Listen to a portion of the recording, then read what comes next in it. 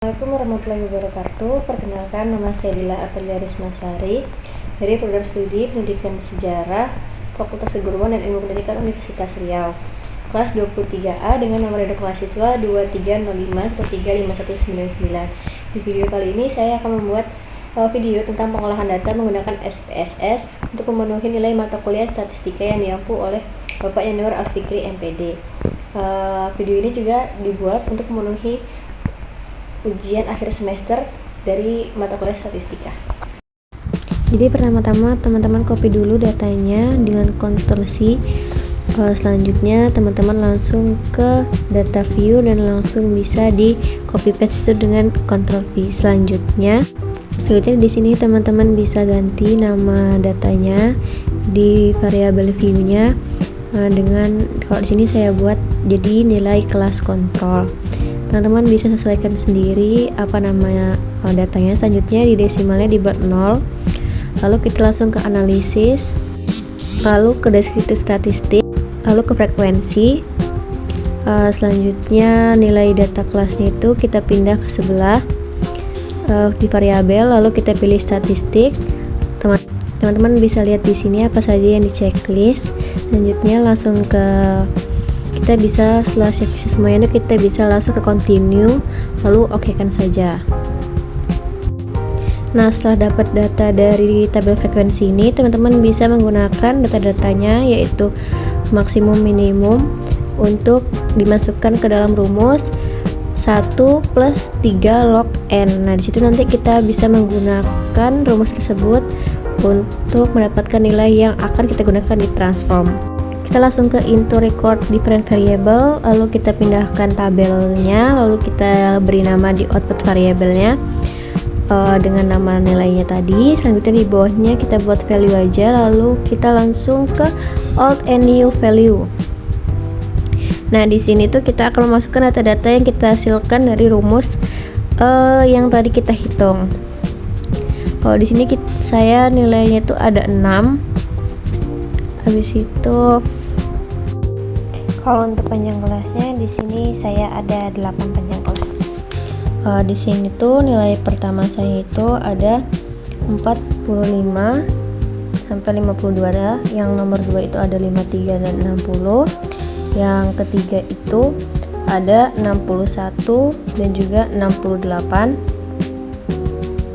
Selanjutnya yang nomor 4 itu di sini ada 69 dan 76.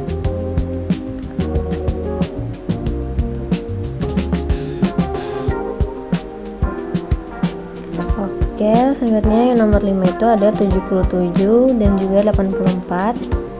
Kalau misalnya di sini saya ada kesalahan ya teman-teman, dalam penginputan datanya itu kita bisa pencet data yang salah, kita ganti dengan nilai yang benar, lalu kita remove aja. Atau kita change ya, kalau misalnya kayak saya kan saya change biar nggak menginput data 2 kali. Lanjut di sini yang nomor 6 itu ada 85 sampai 92. Nah, untuk rumus ini dia harus sama atau lebih dari nilai maksimum ya teman-teman. Kalau misalnya ada kurang, berarti teman-teman bisa menambahkan banyak kelas ataupun panjang kelasnya biar cukup. Setelah itu kita pencet change, lalu kita oke kan aja. Nah, kalau udah seperti ini berarti data yang kita buat itu udah berhasil di input. Kita bisa silang aja, kita pencet no aja, lalu kita desimalkan yang tabel keduanya, lalu kita langsung ke value yang nomor 2, kita input lagi data yang kita masukkan tadi, yang ditransform yang ada 6 data tadi, kita masukkan satu persatu seperti tadi.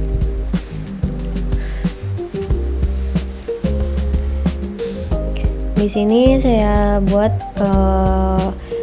nilainya itu menggunakan rentang angka atau garis tengah di setiap hasil datanya.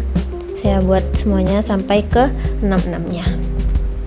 Kalau misalnya teman-teman ada yang lebih dari 6, bisa 7 atau 8, bisa dibuat sesuai dengan hasil dari datanya ya.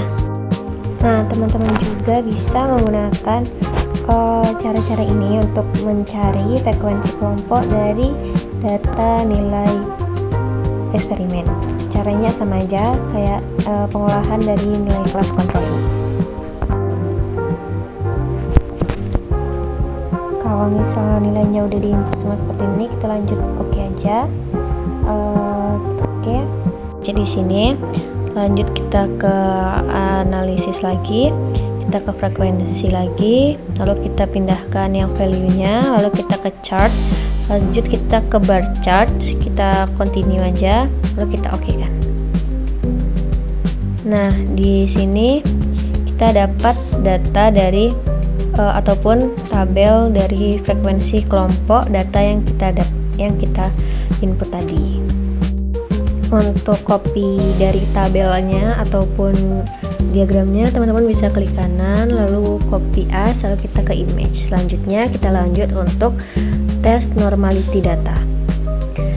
Karena di sini saya udah copy, kita lanjut lagi copy keduanya, dua data kita, yaitu di sini saya ada data dari nilai kelas kontrol dan juga nilai kelas eksperimen. Ini dua-duanya kita copy dulu, lalu kita masukkan ke SPSS.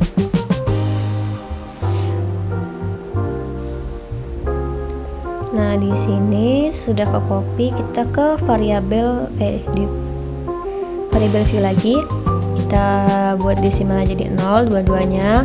Lanjut kita ganti lagi namanya. Yang pertama itu ada nilai kelas kontrol, yang kedua itu nilai kelas eksperimen.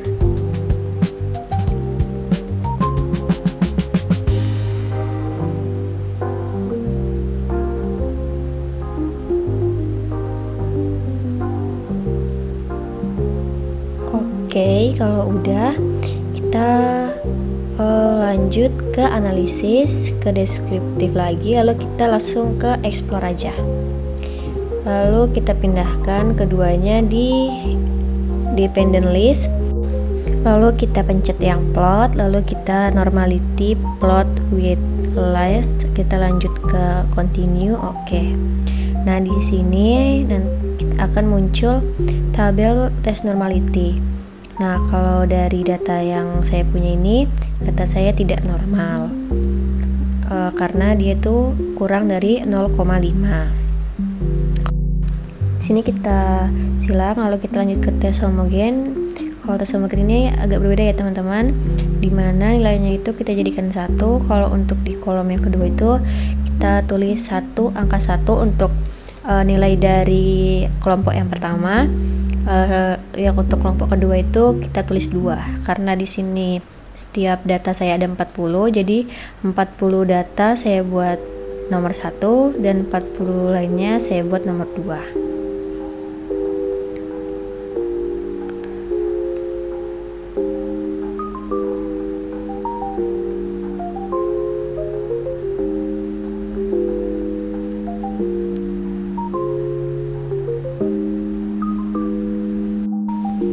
Agar cepat untuk mengisinya, teman-teman bisa copy juga seperti yang saya buat di sini. Kita lanjut setelah itu ke variable view. Yang nilai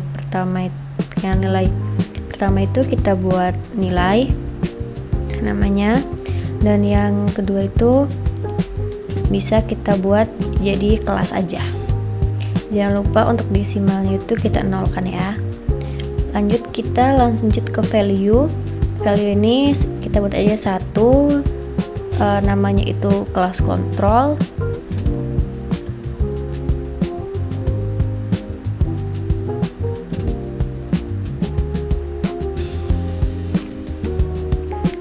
Sesuai dengan datanya. Yang nomor 2 itu kita buat aja jadi nilai kelas eksperimen.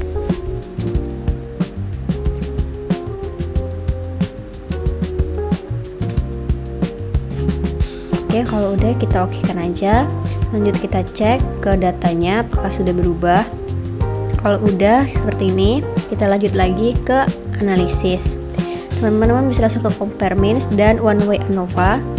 Lanjut dipindahkan nilainya yang ke atas dan kelasnya itu di faktor yang di bawah. Lanjut kita ke option, kita pencet homogeneity, kita lanjut continue. okekan aja. Nah, di sini kita dapat nilai dari homogennya. Nah, kalau di sini nilai dari data saya juga nggak homogen karena nilainya itu kurang dari 0,5. Nah, kalau udah seperti ini saya akan lanjut ke main with you-nya karena saya tidak bisa menggunakan simple t-test. Selanjutnya di sini saya lanjut aja langsung ke non parametric test. Saya pilih yang independent sample. Lanjut saya pindahkan nilainya, tes variabel dinilai dan kelasnya di grouping variable. Ini kita buat grupnya 1, grup 2-nya kita buat 2. Kita continue aja di sini, kita main with you yang tadi itu. Lanjut kita okekan. Nah, di sini dapat nilainya.